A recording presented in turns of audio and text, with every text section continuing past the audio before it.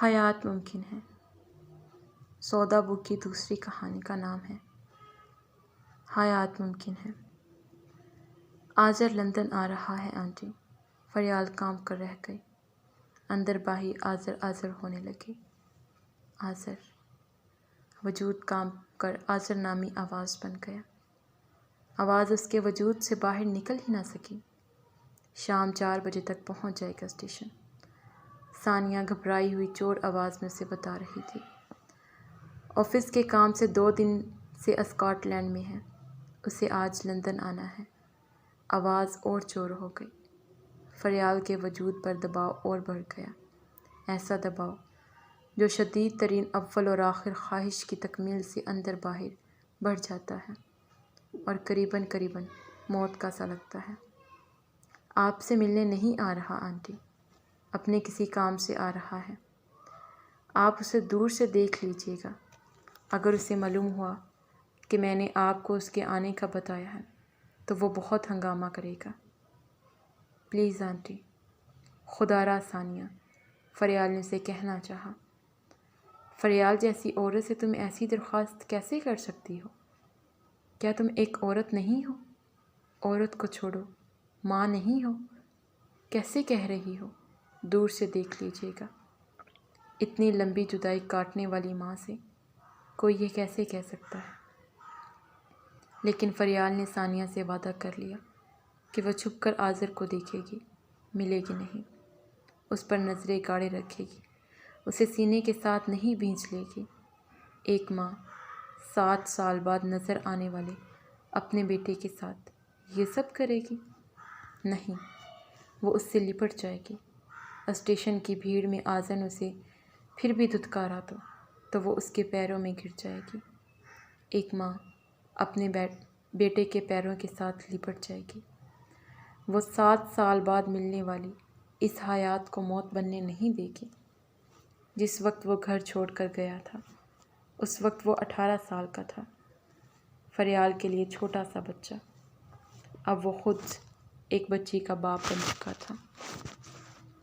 اتنا لمبا عرصہ، اتنے بہت سارے دن، اتنی لمبی راتیں اس نے آذر کرتے گزاری تھی، روتے دیواروں سے سر مارتے، آذر کو بلند بانگ آواز دیتے، جیسے وہ یہیں کہیں قریب ہی کے میدان میں کھیلنے گیا ہو، یا اس سے ناراض ہو کر کمرے میں چھپ کر بیٹھا ہو، جیسے وہ اس کا رونا سن رہا ہو اور اس پر ترس کھانے والا ہو۔ اس کا رونا اس نے کئی بار سنا، اس پر ترس اس نے کبھی نہیں کھایا۔ وہ نادر کا بیٹا تھا اور وہ ثبوت بھی دیتا تھا۔ فریال اس کی ماں تھی اور اس سے اسے کوئی فرق نہیں پڑتا تھا۔ ثانیہ سے جھوٹا وعدہ کر کے وہ فوراً اسٹیشن کی طرف لپکی، گھر کو لاک کیے بغیر، چولہے پر ابلنے کے لیے رکھے دودھ کو بند کیے بغیر بلڈنگ کی سیڑھیاں اس نے دیوار کا سہارا لیے بغیر پار کی۔ بس کا انتظار اس نے فضول سمجھا اور ٹیکسی لے لی۔ وہ ایک ایسے چھوٹے بچے کی طرح لگ رہی تھی جو ڈھیر سارے من پسند رنگوں کے غبارے ہاتھ میں پکڑے والدین کے ساتھ پہلی بار آئس کریم کھانے جا رہا ہو۔ ایسا بچہ جس کی آئس کریم کھانے کی خواہش شاذ ہی پوری ہوتی ہے، متلی گئی ہر خواہش کا یہ بچہ اسٹیشن کی بھیڑ میں متلاشی نظروں سے ادھر ادھر دیکھنے لگا۔ آذر کو 4 بجے آنا تھا، وہ 11 بجے ہی وہاں آ چکی تھی۔ اس نے پھر سے ثانیہ کو فون کیا۔ کیا وہ لندن کے لیے نکل چکا ہے؟ وہ ایک بار پھر سے تصدیق چاہتی تھی کہ ہاں، آذر لندن ہی آ رہا ہے، آج ہی آ رہا ہے۔ ابھی تو وہ اسکاٹ لینڈ میں ہی ہوگا۔ آپ کو بتایا تھا نا کہ وہ آپ کہاں ہیں؟ اچانک چونک کر وہ پوچھنے لگی۔ میں اسٹیشن۔ خوشی کہ میں نے آج کوئی اس سے پوچھتا۔ اتنی جلدی آ گئی آپ آنٹی؟ میں نے غلطی کی آپ کو بتا کر۔ ثانیہ کو افسوس ہوا۔ یہ افسوس اسے تب نہ ہوتا اگر وہ فریال کی جگہ ہوتی۔ آنٹی پلیز گھر جائیے، اتنا وقت ہے، ابھی آپ یہاں کیا کریں گی؟ میں بہت خوش ہوں، تم میری فکر نہ کرو۔ اسے خدشہ تھا کہ وہ 4 بجے سے پہلے بھی آ سکتا ہے، وہ اپنا ارادہ بدل سکتا ہے، سو جلدی آنے میں کیا حرج ہے۔ وہ اسٹیشن کے بیرونی دروازے کے پاس آ گئی، ایسی جگہ جہاں سے وہ ہر آنے جانے والے کو دیکھ سکتی تھی۔ اسٹیشن کے اندر آذر اس کی نظروں سے کھو سکتا ہے، مگر یہاں کھڑے آذر اس سے بچ کر نہیں گزر سکے گا۔ وہ قریب ہی ایک دیوار کے ساتھ ٹک کر کھڑی ہو گئی اور آنے جانے والوں پر نگاہ باندھ لی۔ وہ گزرنے والوں کی طرف دیکھتی اور پہچانے سے پہلے ہی مسکرانے لگتی۔ اسے یہ بھی ڈر تھا کہ اس کے پلک جھپکنے کے دوران ہی کہیں آذر اس سے بچ کر نکل نہ جائے۔ وہ ایک لمحے کے لیے بھی نظریں ادھر ادھر کرنا نہیں چاہتی تھی۔ 11 سے 12 اور 12 سے 1 ہوا۔ دیوار کے ساتھ ٹک کر کھڑے اس پر سے خوشی غم کے موسم برس کے گرے۔ دوپہر کے کھانے کا وقت ہو چکا تھا، لیکن اسے بھوک پیاس محسوس نہیں ہو رہی تھی۔ اس کا دل چاہا کہ وہ کاؤنٹر تک جائے اور اسکاٹ لینڈ سے آنے والی ٹرین کا پوچھے، لیکن اسے خوف تھا کہ ٹرین لیٹ ہے یا سرے سے آ ہی نہیں رہی۔ جیسی خبریں سننے کو مل سکتی ہیں، جبکہ ایسی خبروں کا کوئی امکان نہیں تھا، لیکن اس کا خوف کہہ رہا تھا کہ یہ سب ہو سکتا ہے۔ وہ وہم کو دل میں جگہ دینا نہیں چاہتی تھی، لیکن وہ دل میں جگہ بنا رہے تھے۔ اس کی آنکھیں بار بار نم ہو رہی تھی۔ اس نے ایک بار بھی نہیں سوچا تھا کہ آذر اس سے ملنے نہیں آ رہا، اور وہ وہاں ایسے انتظار کر رہی تھی جیسے آذر نے اسے فون کر کے وہاں آنے کے لیے کہا ہو۔ تکلیف اور خوشی نے اس کے چہروں پر شکنوں کو نمایاں کر دیا تھا۔ یہ شکنیں لندن آنے کے بعد بڑھی تھیں، لیکن آذر کے جانے کے بعد ایک جال بن گیا تھا ان کا۔ آذر کی اپنی ماں سے نفرت اتنی بڑھ گئی کہ وہ اسے سزا دینے کے لیے گھر ہی چھوڑ گئے۔ اچھی سزا تھی جو فریال نے خوب کاٹی۔ وہ ایک بد کردار عورت کے ساتھ رہنا نہیں چاہتا تھا، ایسی عورت جس کی وجہ سے اس کا باپ ہمیشہ کے لیے اسے چھوڑ گئے۔ وہ ایک بری عورت تھی، بد کردار بیوی اور نالائق ماں۔ وہ بار بار اسے بتایا گیا تھا کہ وہ کون ہے۔ وہ عورت کے نام پر دھبا ہے، آذر کی ماں، نادر کی بیوی، فریال نامی عورت۔ تم نے گشتیوں والے کام بھی شروع کر دیے۔ چھوٹے سے کچن میں کھڑی وہ رات کا کھانا بنا رہی تھی جب وہ اس کا بیگ ہاتھ میں لیے اس کے سامنے آ کر چلانے لگا، دیدہ دلیری تو دیکھو۔ بے شرم ویسے ہی دلیر ہو جاتا ہے جیسے تم ہو۔ وہ اپنا کام کرتی رہی۔ مجھے بے شرم کہا؟ بیگ کو پھینک کر اس نے اس کی گردن دبوچ لی۔ ٹی وی دیکھتا آذر سہم کر کھڑا ہو گیا۔ تمہیں تمہاری اصلیت بتا رہی ہوں۔ اس سے اپنی گردن چھڑوا کر وہ کچن سے باہر آذر کی سمت لپکی۔ آذر، تم اپنے کمرے میں جاؤ، میں آتی ہوں۔ نہ صرف کہا، ہاتھ پکڑ کر اس کے کمرے کی طرف دھکیلا بھی۔ وہ جانتی تھی کہ اب یہ تماشا رات گئے تک لگے گا۔ کتی گشتی بہت بار کہا جائے گا۔ آذر کہیں نہیں جائے گا۔ اسے بھی معلوم ہو کہ اس کی ماں باہر کیا کیا کرتی ہے۔ وہ لپک کر آذر کے پاس آیا۔ اس سے پہلے ہی اس نے اس کا ہاتھ گھسیٹ کر اسے کمرے میں دھکیل کر دروازہ بند کر دیا۔ اس کی ماں 16 سے 18 گھنٹے کام کرتی ہے باہر، یہ بتاؤ اسے، یا یہ کہ اس کا باپ 16 منٹ کام کر کے کما کر نہیں لا سکتا؟ کھلانا تو دور کی بات ہے۔ وہ واپس کچن کاؤنٹر کے پیچھے آ کر سبزی کاٹنے لگی۔ یہ کیا ہے؟ نادر نے رسید اس کی آنکھوں کے آگے لہرائی جیسے چوری پکڑ لی ہو۔ رسید تو یہ ہے، انگوٹھی کہاں ہے؟ اسے عادت تھی اس کا بیگ، اس کی الماری، گرم کوٹ کی جیبیں، جوتوں کے ڈبے، حتیٰ کہ کچن میں رکھی ڈسٹ بن تک چیک کرنے کی۔ جب وہ بالکل خالی جیب ہو جاتا تو گھر کی ہر چیز سونگھتا پھرتا، تکیے اور کشن پھاڑ ڈالتا۔ کس یار نے لے کر دی ہے یہ؟ تمہیں یقیناً یار کی تو فکر نہیں ہوگی، فکر تو تمہیں انگوٹھی کی ہے نا؟ اس بات نے اسے اور تیش دلایا۔ اس نے اس کی کمر پر زور سے ایک لات ماری۔ بتا حرام کی، کس نے لے کر دی ہے؟ 2 پنجابی اور 3-4 انگلش گالیاں بھی ساتھ روانی سے شامل کی۔ لاتوں کی برسات کر دی اس پر۔ کمر پر دونوں ہاتھ ٹکائے وہ زمین پر آدھ موئے گر سی گئی۔ گوکی کی تھی۔ آج وہ میرے ساتھ خریداری کرنے گئی تھی۔ اس کے پاس سامان بہت تھا، اسی نے میرے بیگ میں رکھ دی۔ تو انگوٹھی اس نے نکال لی اور رسید تجھے پکڑا گئی۔ الو کا پٹھا سمجھ رکھا ہے نا مجھے، اپنے باپ کی طرح جو تیری کمائی بھی کھاتا ہے اور غیرت کا رونا بھی روتا رہتا ہے۔ جاتے ہوئے وہ انگوٹھی لے گئی تھی نادر، رسید جانے کیسے رہ گئی بیگ میں ہی۔ گوگی سے فون کر کے پوچھ لو۔ وہ زمین پر ہی سمٹ کر اسے ذرا سی دور کھسک گئی۔ جواب تو اسے دے دیتی تھی، لیکن اس کی مار سے بہت ڈرتی تھی۔ مجھے یہ کہانی مت سنا، کہا نا، الو نہ سمجھ، صرف اتنا بتا کہ یہ کس نے لے کر دی، تیرا کیا خیال ہے؟ میں جانتا نہیں کہ وہ کمپنی کا ڈرائیور اور تو کیا کیا کرتے پھرتے ہو۔ وہ میرا بھائی بنا ہوا ہے، کچھ شرم کرو نادر۔ تم جیسی عورتیں بھائی ہی بناتی ہیں، بہت بھائی بنا رکھے ہوں گے اور بھی، کمپنی میں، اسٹور میں، اس بلڈنگ میں، آتے جاتے رستوں میں بننے والے تو ہزاروں ہوں گے۔ جیسے تم نے اپنی کئی بہنیں بنا رکھی ہیں۔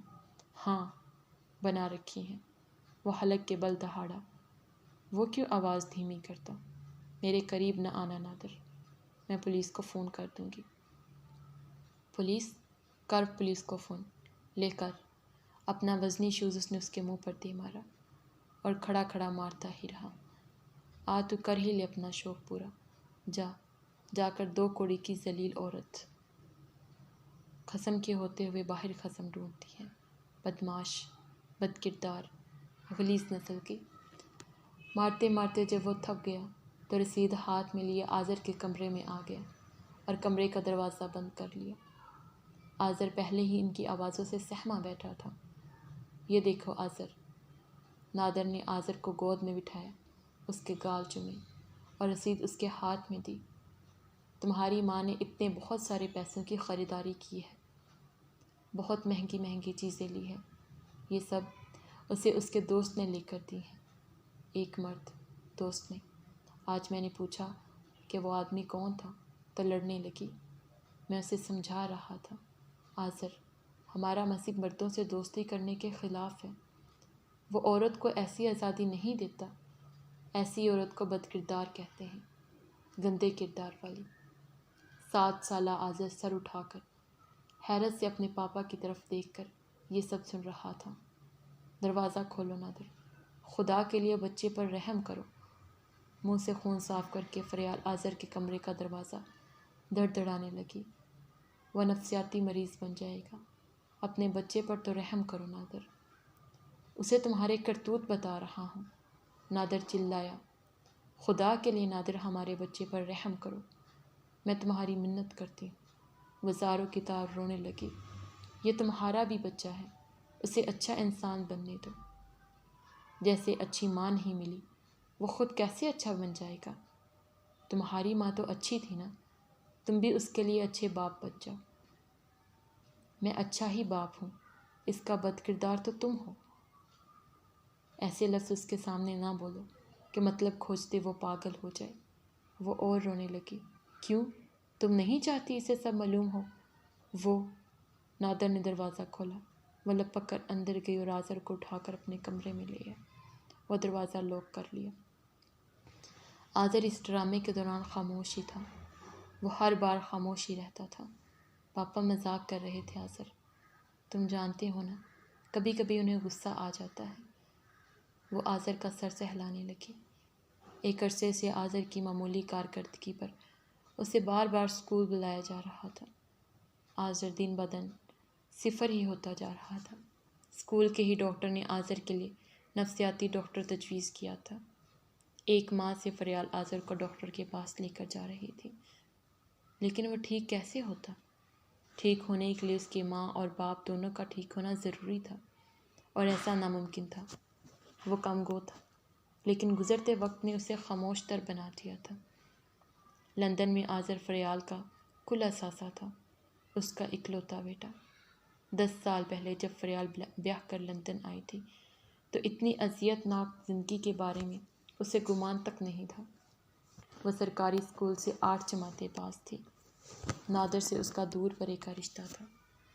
چند سالوں سے وہ لندن میں ہی مقیم تھا۔ خاندان کی شادی کی ایک تقریب میں وہ بھی موجود تھا۔ ان دنوں وہ لندن سے واپس پاکستان آیا ہوا تھا۔ اس نے ہی فریال سے شادی کا ارادہ ظاہر کیا تھا۔ کیوں؟ وہ نہیں جانتی تھی۔ اس وقت وہ اتنا جانتی تھی کہ وہ بے حد خوش قسمت ہے۔ نادر کے والدین فوت ہو چکے تھے۔ اس کے بہن بھائی سب بچوں والے تھے۔ ان سب میں ایک وہی لندن تک جا پہنچا تھا، اور ایسا گیا تھا کہ یہاں والے اسے دیکھ دیکھ کر آہیں بھرتے تھے۔ خاندان کے لڑکوں کو اس کی کامیابی کی مثال دی جاتی تھی، اور پھر خاندان بھر نے فریال کی قسمت کی مثالیں دینا شروع کر دی۔ وہ گھر میں سب سے بڑی تھی، اور کڑھائی سلائی کا کام کر کے گھر کے لیے ایک معمولی سا سہارا بنی ہوئی تھی۔ اس کے 4 چھوٹے بہن بھائی سرکاری سکولوں میں پڑھتے تھے، اور باپ پوسٹ آفس میں چوکیدار تھا۔ وہ بے حد غریب نہیں تھے، صرف اتنے کہ 3 وقت کا کھانا ہی سہولت سے کھا سکتے تھے۔ اس کا نکاح ہو گیا اور وہ لندن جا رہی تھی۔ یہ ان کے گھرانے کے لیے قارون کے خزانے کا مالک بن جانے جیسی بات تھی۔ اس کے ماں باپ حج اور عمرے کے خواب نہیں دیکھتے تھے، اور ان کی بیٹی لندن رہنے کے لیے جا رہی تھی، ایک ایسی جگہ جہاں جانے کا ان کی 7ویں نسل بھی نہیں سوچ سکتی تھی۔ فریال کا مستقبل تابناک ہے۔ اسی بات کو لے کر اس کے ماں باپ چین کی نیند سوتے تھے۔ چھوٹے شہر کے لوگ تھے، بڑے خواب نہیں دیکھتے تھے۔ لندن میں نادر اسے ایک کمرے کے ڈربے نما گھر میں لے آیا، اور 2 ہی دن بعد وہ اسے دواؤں کی ایک کمپنی میں لے گیا۔ اس کا کام دواؤں کی پیکنگ کا تھا۔ وہ نادر کا منہ دیکھ کر رہ گئی۔ اس کا خیال تھا نادر اسے شہر گھمائے گا۔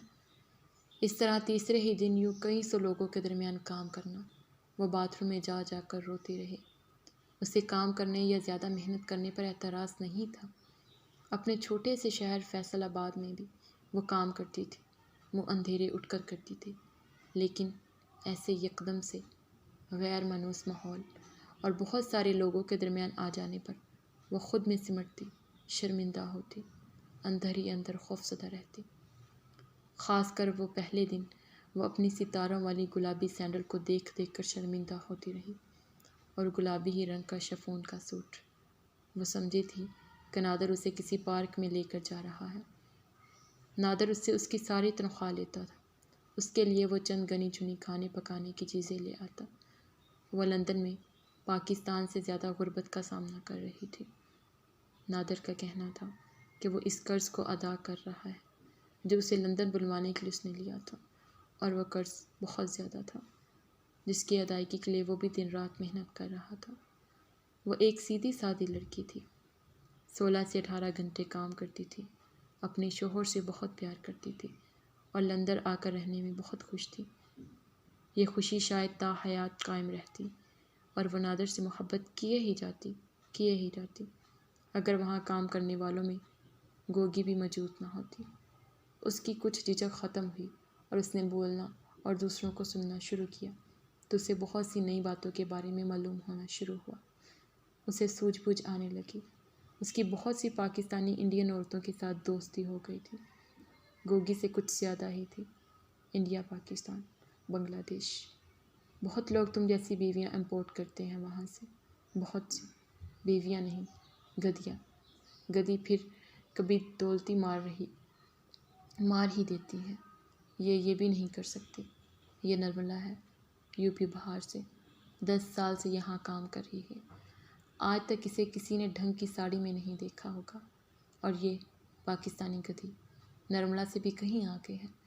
اس نے لندن آ کر آئس کریم تک خرید کر نہیں کھائی ہوگی۔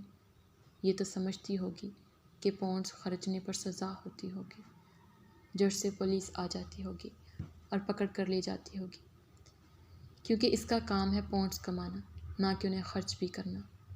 فریال اس کی سچائی پر افسردہ ہو گئی، ہر بار ہو جاتی تھی۔ گوگی کا ہی کہنا تھا کہ نادر کو اپنا شوہر سمجھو، اسے اپنا آقا نہ بنا، اسے سارے پیسے نہ دیا کرو، اپنے پاس بھی رکھا کرو۔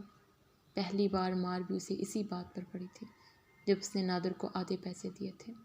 اس نے اس کی مار کھائی مگر پیسے آدھے ہی دیے۔ پہلی بار مشکل لگا مگر اس نے کر لیا۔ وہ اپنے گھر پیسے بیچنا چاہتی تھی۔ اس کا باپ بیمار تھا۔ اگر وہ کماتی تھی تو اس کی کمائی پر صرف اسی کا ہی حق تھا۔ یہ گوگی کا کہنا تھا، جسے وہ جلدی ہی سمجھ گئی۔ ٹھیک 2 سال بعد ہر بار نادر اسے پیسوں کے لیے ہی مارتا۔ خود وہ پتہ نہیں کیا کرتا تھا، کبھی دنوں کے لیے غائب رہتا اور کبھی ہفتوں کے لیے۔ اس میں اتنی ہمت نہیں تھی کہ وہ اس سے پوچھے کہ وہ کہاں جاتا ہے، کیا کرتا ہے۔ وہ اس سے ڈرتی تھی۔ اتنی مار کھانے کے باوجود وہ ہر نئی مار سے ڈرتی تھی۔ اسے نادر کی مار سے بچانے والا کوئی نہیں تھا، اور یہ بات نادر جانتا تھا۔ تھوڑا بہت بھی وہ اپنے دوستوں کے کہنے پر بول لیتی تھی۔ 3 سال بعد جب آذر آنے والا تھا تو گوگی کے مشورے پر اس نے گھر بدل لیا۔ ہمت ہے تمہاری، تم اس غسل خانے جتنے گھر میں رہتی ہو۔ گوگی نے ہی کرائے پر گھر لے کر دیا۔ کچھ اپنے جمع شدہ پیسے اور کچھ اس نے گوگی سے ادھار لیے، اور وہ 2 کمروں کے فلیٹ میں کرایہ دار بن کر آ گئی۔ صاف ستھرا گھر اس کی زندگی میں خوشگوار تبدیلی لایا۔ اسے اچھا لگتا تھا اس گھر میں رہنا، تھک ہار کر سکون کا سانس لینا۔ حیرت انگیز طور پر نادر نے اس کے گھر بدلنے پر کوئی ہنگامہ نہیں کیا۔ کرتا بھی تو کیوں، گھر کا کرایہ بھی اسے دینا تھا، اور اخراجات تو وہ پہلے سے ہی خود اٹھاتی تھی۔ تم جیسی پاگل عورتیں ہی مردوں کو شیر بناتی ہیں۔ گوگی چاہتی تھی کہ وہ نادر کو آدھے پیسے دینا بھی بند کر دے۔ گھر کا کرایہ، روزمرہ کے اخراجات، آذر کی ضروریات، اس کی اپنی صحت، وہ کیسے اسے آدھے پیسے دے سکتی ہے، اور کیوں دے؟ فریال اور آذر نادر کی ذمہ داری ہیں۔ اگر اسے یہ ذمہ داری نہیں اٹھانی تو وہ کس حق سے فریال سے پیسے لیتا ہے؟ لیکن فریال اسے پیسے دیتی رہی۔ وہ بار بار اسے یہی دھمکی دیتا تھا کہ وہ اسے پاکستان واپس بھیج دے گا۔ وہ پاکستان جانے سے ڈرتی تھی۔ یہاں تو وہ پھر بھی اچھا خاصا کما لیتی تھی، گھر بھی پیسے بیچ دیتی تھی۔ وہاں وہ کیا کما سکتی تھی؟ وہی 2-2.5 ہزار مہینے کے۔ نادر اس کے گھر میں چھپا کر رکھے پیسے بھی نکال کر لے جاتا تھا۔ اسے یہ پرواہ بھی نہیں تھی کہ وہ اکیلی گھر چلاتی ہے، بچے کو پال رہی ہے۔ ایک دن پاکستان سے اس کے گھر والوں کا فون آیا۔ ان کا کہنا تھا کہ نادر کی پاکستان میں موجودگی کی اڑتی اڑتی خبر ان تک پہنچی ہے۔ نادر مہینے سے غائب تھا، اور وہ اسے کام کے سلسلے میں دوسرے شہر جانے کا بتا کر گیا تھا۔ اڑتی اڑتی خبر سچ بھی ہو سکتی ہے۔ گوگی کو اڑتی اڑتی خبر پر یقین تھا، لیکن وہ پاکستان جائے گا کیوں؟ فریال کو یقین نہیں آ رہا تھا۔ تمہاری طرح کی ایک اور لینے، گوگی سنجیدہ تھی، ایک اور بینک اکاؤنٹ کھلوانے، آمدنی کا ایک نیا ذریعہ لینے۔ تم تو کاٹ کے الو سے بھی گئی گزری ہو۔ ایسا نہیں ہو سکتا۔ اسے گوگی سے شدید اختلاف ہوا۔ لڑائی مار کٹائی اپنی جگہ، اب نادر ایسا بھی نہیں تھا۔ اس نے اپنے گھر والوں سے کہہ دیا کہ نادر یہی ہے، ایسے ہی کسی نے خبر اڑا دی ہے، وہ پریشان نہ ہو، سب ٹھیک ہے۔ اپنے گھر والوں سے کہو وہاں پتہ کریں، وہ وہی ہیں، مجھے یقین ہے۔ ابا بیمار رہتے ہیں، میں انہیں پریشان نہیں کرنا چاہتی۔ پھر خود ٹکٹ کٹواؤ اور جاؤ۔ گوگی کو غصہ آ گیا۔ وہ اتنی سمجھدار اور ہمت والی ہوتی تو اب تک نادر کی بیوی نہ ہوتی۔ نادر آیا تو اس نے اس سے پوچھا، پاگل تو نہیں تمہارے گھر والے؟ مجھے کیا ضرورت تھی پاکستان جانے کی؟ فریال پاگل ایک ہی دہاڑ سے چپ کر گئی۔ اس کا پاسپورٹ دیکھنا تھا۔ دیکھا؟ گوگی پوچھ رہی تھی۔ وہ تو اسی کے پاس ہوتا ہے، میں کیسے دیکھتی؟ کہہ دیتی، لاؤ پاسپورٹ دکھاؤ، ابھی سب صاف ہو جاتا ہے۔ لیکن تمہیں تو ٹھیک سے پاسپورٹ بھی نہیں پڑھنا آتا نا، اس کے جوتے ٹھیک ٹھیک کھا لیتی ہو۔ گوگی کا منہ بن گیا، فریال کا منہ اتر گیا۔ پھر چل کر اپنا پرانا ڈربہ چیک کرو۔ گوگی نے نہ صرف مشورہ دیا بلکہ اسے ساتھ لے کر بھی گئی۔ اس ڈرمے میں واقعی ایک اور مرغی موجود تھی، انتہائی سادہ اور سہمی ہوئی، چند دن پہلے ہی وہاں آئی تھی۔ نادر کون ہے تمہارا؟ گوگی نے بہت پیار سے پوچھا۔ وہ بیچاری 2 ہم وطنوں کو دیکھ کر کھل اٹھی۔ شوہر، آہ، گوگی ہکلائی۔ فریال کے سر پر بم پھٹا۔ ہمارا مت بتانا بہنا، ہم یہاں پہلے کرایہ دار تھے، اس لیے نادر کو جانتے ہیں۔ گوگی نے بچی کی گالوں پر چٹکی بھری۔ 18-19 سال کی وہ بچی ہی تھی، بول ایسے رہی تھی جیسے بس ابھی رونے لگے گی۔ کہا تھا نا تمہیں فریال۔ باہر نکلتے ہی گوگی نے تعصب سے اس کی طرف دیکھا۔ وہ اپنی گیلی آنکھوں کو گوگی سے چھپا رہی تھی۔ ڈربے میں نادر کی نئی بیوی کو دیکھائی تھی، ایک اور نئی فریال کو۔ تم پاکستان سے ایک اور بیوی لائے ہو؟ 2 دن بعد جب وہ گھر آیا تو فریال نے اس کے بیٹھنے کا انتظار بھی نہیں کیا۔ اس بات پر وہ ذرا دیر تک خاموشی رہا۔ بیوی نہیں ہے میری، میرے دوست کی رشتہ دار ہے، اسے یہاں کام کرنا تھا، اسے گائیڈ کیا بس۔ غریب ہے، بہن بھائیوں کی واحد کفیل ہے، میں نے تو مدد کی ہے اس کی۔ 3-4 اور ہی ایسی باتیں سنا کر وہ سونے چلا گیا۔ فریال جاگتی رہی، کچھ اطمینان ہوا تھا پر نیند پھر بھی نہ آئی۔ اوہ پاگل لڑکی، اس بچی کی شکل یاد کر، وہ تجھے لگتی ہے برطانیہ آ کر کام کرنے والی؟ وہ تو شاید کبھی اپنے گھر سے باہر نہیں نکلی ہوگی۔ پھر اس نے اپنے منہ سے کہا کہ نادر اس کا شوہر ہے۔ نادر کہتا ہے وہ جھوٹ بولتی ہے۔ ہاں، صرف نادر ہی سچ بولتا ہے۔ گوگی نے اسے بہت سمجھایا، بلکہ بھڑکایا کہ پولیس کو بتائے، مگر اس میں سچ کو قبول کرنے کا حوصلہ نہیں تھا۔ وہ خود کو دھوکہ ہی دینا چاہتی تھی۔ وہ ایک نازک عورت تھی، اسے یہ گمان ہی پیارا تھا کہ نادر ہی ٹھیک کہہ رہا ہے اور باقی سب غلط فہمی ہے۔ وہ کٹی پھٹی تصویر کو فریم کے اندر ہی رکھنا چاہتی تھی، اس فریم کو گھر کی دیوار پر سجا رہنے دینا چاہتی تھی۔ اس میں تصویر بدل دینے کا حوصلہ نہیں تھا۔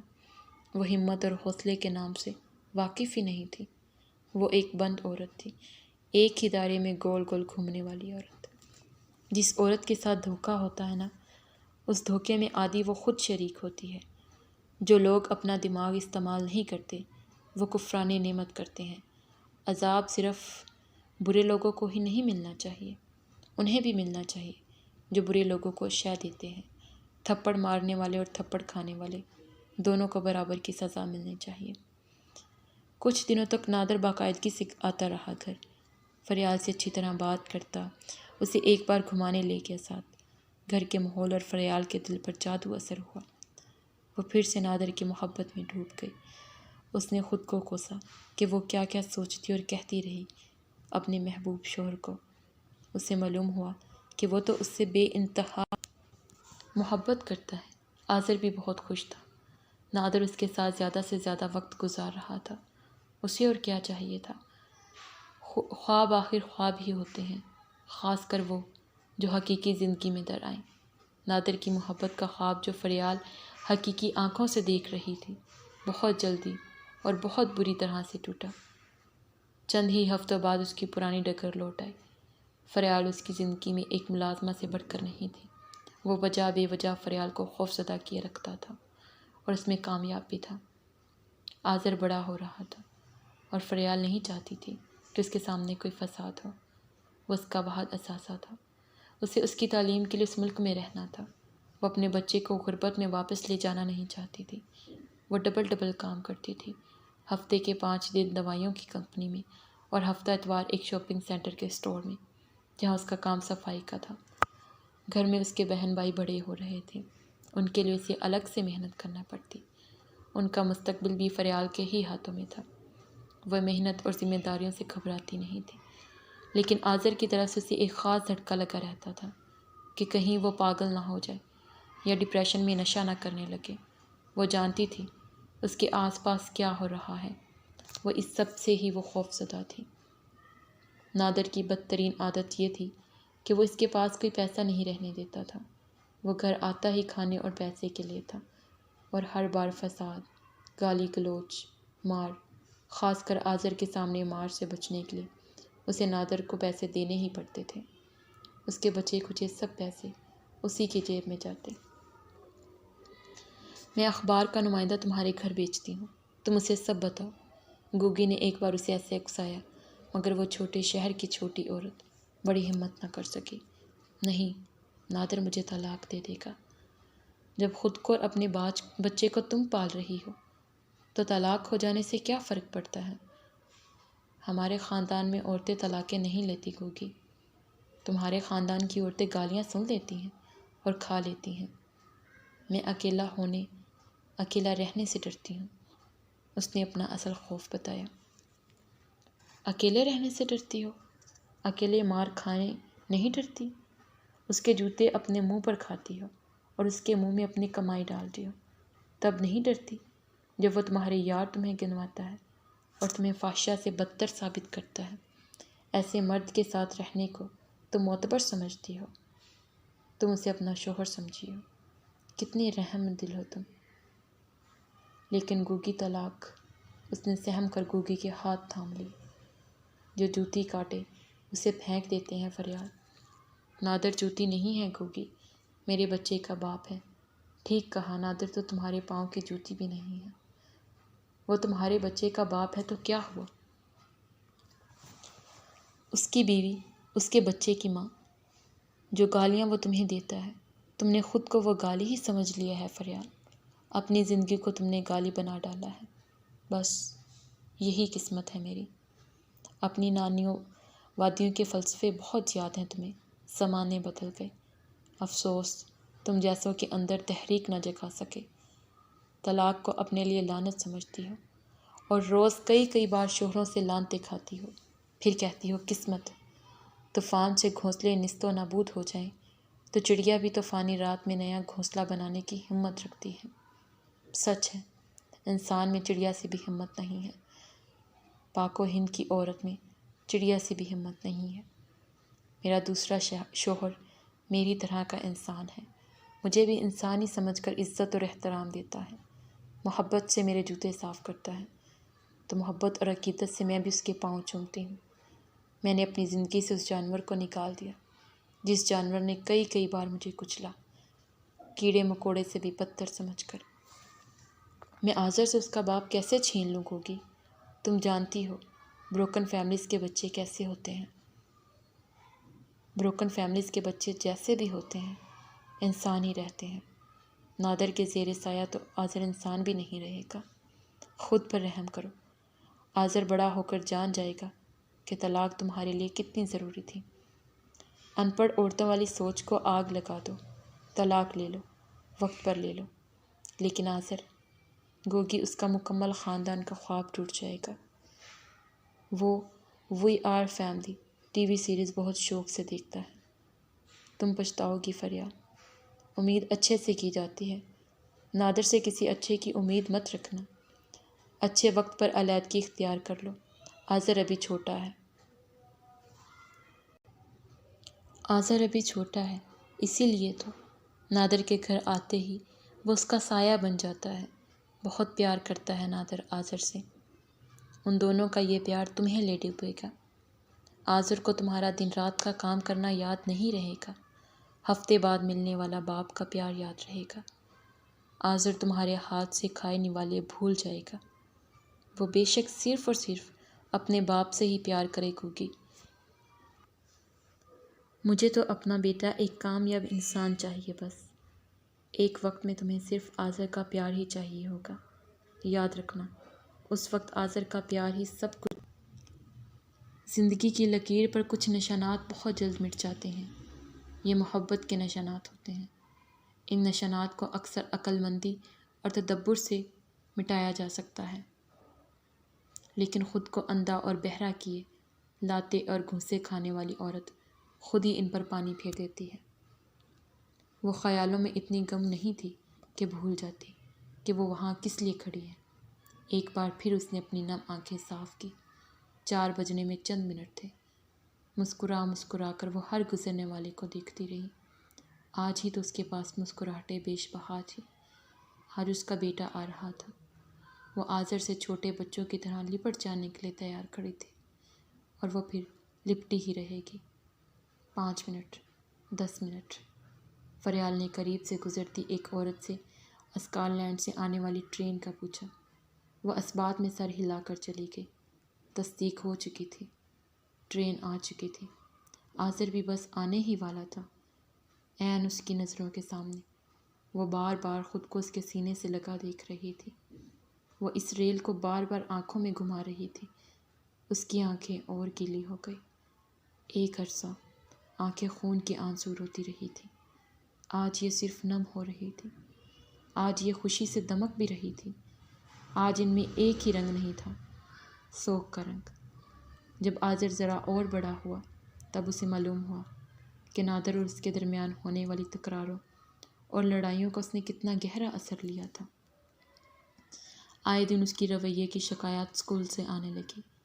وہ نادر کی طرح ہی بدتمیز اور اکڑ ہوتا جا رہا تھا۔ وہ یہ برداشت نہیں کر سکتی تھی کہ آذر کے اچھے گریڈ کی بجائے اسے اس طرح کی رپورٹس ملیں۔ وہ ساری قربانی آذر ہی کے لیے تو دے رہی تھی، پھر بھی اگر وہ ایک اچھا اسٹوڈنٹ نہ بن سکے تو اس قربانی کا فائدہ؟ غلطی اس بار بھی فریال نے خود میں ہی نکالی، پابند اس بار بھی اس نے خود کو ہی کیا۔ اس نے مزید کوشش کرنی شروع کر دی کہ نادر سے اس کا سامنا ہی نہ ہو، لیکن چھوٹا سا گھر تھا اور نادر اپنی عادت سے مجبور تھا۔ وہ کوئی بھی ملاقات لڑے بغیر مکمل نہیں کرتا تھا۔ زیادہ لڑائی اس کے نشے میں ہونے کی وجہ سے ہوتی تھی۔ اس کے آتے ہی فریال اسے کھانا نکال کر جیسے تیسے جمع کیے گئے پیسے پکڑا دیتی۔ اس سے وہ یہ سمجھنے لگا کہ شاید فریال زیادہ ہی کمانے لگی ہے۔ وہ اس سے اور زیادہ پیسے مانگنے لگا۔ فریال کی سمجھ میں نہیں آتا تھا کہ وہ کیا کرے۔ نادر کے سامنے سب تدبیریں الٹی ہی ہوتی تھی۔ آذر یہی جانتا تھا کہ وہ دوسرے شہر جاب کرتا ہے اور چھٹی ملنے پر ہفتوں بعد گھر آتا ہے۔ وہ ایک چھوٹے سے اسکول جانے والے بچے کے ذہن پر اور کتنا بوجھ ڈالتی۔ وہ اسے کیسے بتاتی کہ اس کا باپ نشہ کرتا ہے، جوا کھیلتا ہے، لندن شہر کی بہت سی برائیاں اس کے ساتھ ہیں، اور وہ اپنی بیوی کے حلال کی ساری کمائی لے اٹھتا ہے، اور وہ اپنی بیوی پر ہر وہ بہتان لگاتا ہے جس کا اصل حقدار وہ خود ہے۔ وہ کیسے اسے بتاتی کہ اپنے باپ سے نفرت کرو یا اس سے دور رہو؟ وہ باپ کہلانے کے لیے لائق نہیں، کیونکہ وہ ایک انسان کہلائے جانے کے لائق بھی نہیں ہے۔ اس کے پاس بہت کچھ تھا آذر کو بتانے کے لیے، لیکن وہ یہ سب اسے کیسے بتاتی؟ تم اپنے گھر پیسے بھجواتی ہو؟ نہیں، اس نے صاف جھوٹ بولا۔ اپنے کمائے پیسے وہ جسے مرضی بھجوائے۔ اس سے ڈر کر اس نے جھوٹ بول دیا۔ میرے ساتھ ہیرا پھیری نہ کرو فریال، میرے پاس ثبوت ہیں۔ اپنے منہ سے خود اگل دے، ورنہ جلتے چوہے پر رکھ دوں گا۔ وہ جانور آج درندہ لگ رہا تھا۔ فریال ڈر گئی۔ جائز کام کر کے بھی وہ ڈر گئی۔ ایک دو بار انہیں ضرورت تھی تو ضرورت کی کچھ لگتی۔ تو ان کی ماں ہے، جانتی ہے میرے کتنے پیسے لگے ہیں تجھے یہاں لانے میں، کتنے عیش سے رہ رہی ہے تو یہاں۔ شوہر کو 1 روپیہ نہیں دینا اور اپنے بھوکے ننگے بہن بھائیوں پر بہت ترس آتا ہے۔ مجھ سے تو کہہ رہی تھی کہ آذر کے کمپیوٹر کے لیے پیسے جمع کر رہی ہوں، تو ان کے نان نفقے کا انتظام کر رہی تھی۔ آذر کے سامنے نادر ایسے ہی جھوٹ پر جھوٹ کرتا تھا۔ وہ اتنا گھاگ تھا کہ آذر پر قطرہ قطرہ زہر ٹپکا رہا تھا۔ آذر، ادھر آؤ۔ آذر بھاگ کر اس کے پاس جا کھڑا ہوا۔ پاپا کی جان اس میں اور وہ پاپا کی جان۔ تمہاری ماما نے سارے پیسے اپنے بہن بھائیوں کو پاکستان بھجوا دیے ہیں جو میں نے تمہارے کمپیوٹر کے لیے دیے تھے۔ فریال دم بخود رہ گئی، پھر حسب فطرت سہم گئی۔ آذر کو کیوں پریشان کر رہے ہو نادر؟ آذر بیٹا، تم اپنے کمرے میں جاؤ۔ اس کی آواز رند گئی۔ یہ یہیں رہے گا، سب سنے گا یہ۔ خدا کے لیے نادر، میرے آذر پر رحم کرو، میرے بچے کا ذہن برباد ہو جائے گا۔ میں معافی مانگتی ہوں، اب نہیں بھیجوں گی پیسے، میں وعدہ کرتی ہوں۔ وہ بے آواز رونے لگی۔ یاد رکھنا فریال، میرے ساتھ چالاکی نہ کرنا، بیٹا چھین کر تمہیں پاکستان چلتا کروں گا۔ انگلی اٹھا کر اس نے کمال کی دھمکی دی۔ فریال لرز کر رہ گئی۔ ہاں، وہ یہ کر سکتا ہے، نادر سب کچھ کر سکتا ہے، اور وہ یہ سب ہونے دے گی کیونکہ وہ ایک عورت ہے، نہیں کیونکہ وہ ایک بزدل عورت ہے۔ وہ انسان کے نام پر ایک دھبا عورت ہے۔ نادر کو بتانا تھا کہ یہ لندن ہے، پاکستان نہیں، جہاں وہ بیٹا چھین لے گا اور چلتا کرے گا۔ زبان تو تمہارے پاس ہے نہیں، عقل تم استعمال کرنا گناہ سمجھتی ہو۔ کچھ غیرت ہی کھا لو۔ ایک شخص کو شوہر بننے کے بعد تم پیسے بھی دے رہی ہو، اس سے مار بھی کھا رہی ہو، اور ڈرتی بھی اسی سے ہو۔ کیا کروں گوگی، ذرا میں ادھر ادھر ہوتی ہوں تو آذر سے پتہ نہیں کیا کیا کہتا رہتا ہے۔ کچھ دن پہلے اسے کہہ رہا تھا اپنی ماما پر نظر رکھا کرو۔ واہ، ایک بچے سے کہہ رہا تھا۔ داد دیتی ہوں نادر کو، اپنے کسی مشن میں فیل ہونا وہ نہیں جانتا۔ جی جان لگا دیتا ہے اور کر گزرتا ہے۔ کچھ نادر سے ہی سیکھ لو، سانپ ہے نادر، تمہارے بچے کو زہر پلا رہا ہے۔ پھر کیا کروں؟ وہ سنجیدہ ہو گئی۔ چلتا کرو، آذر کا دماغ خراب کر دے گا، نامعلوم اور کیا کیا کہتا ہے اسے۔ اپنے ہاتھوں آذر کو دوسرا نادر مت بناؤ، وقت کی لگامیں ہاتھ میں لے لو، آذر کو بچا لو۔ وہ بے بسی سے گوگی کو دیکھ کر رہ گئی۔ طلاق کے نام سے ہی اس کی روح فنا ہوتی تھی۔ یہ لفظ تو اس کی پرورش کی گھٹی میں تھا ہی نہیں۔ کہاں کی ہمت اور حوصلہ، وہ تو صرف تڑپنا، رونا، سسکنا جانتی تھی، اور وہ وہی کر رہی تھی۔